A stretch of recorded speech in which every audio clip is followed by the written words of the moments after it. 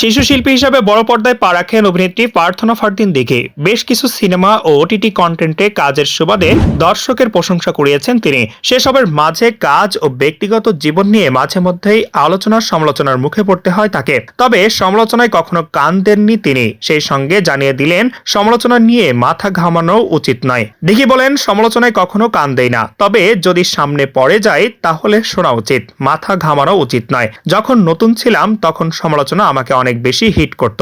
এখন কারো সমালোচনা করা ট্রেন্ডই হয়ে গেছে। কাউকে নিয়ে নেতিবাচক কথা বললে মনে করেন তিনি অনেক বোঝেন, অনেক জানেন। অনেকে আরেকজনকে ছোট করে নিজেকে বড় মনে করেন। তারা শোধরানোর জন্য সমালোচনা করেন না। কে ভালো চান আর কে খারাপ চান তা এখন কিছুটা হলেও বুঝতে পারেন দিঘি। কাজের ক্ষেত্রে নিজের বাবাকে বড় সমালোচক মনে করেন অভিনেত্রী। দিঘির ভাষ্য, আমি এটা বুঝতে পারি কে আবার ভালো কিংবা খারাপ চান। যদি ভুল শোধরানো কিছু থাকে তাহলে বাসায় বাবা আছেন, যিনি আমার সবচেয়ে বড় সমালোচক।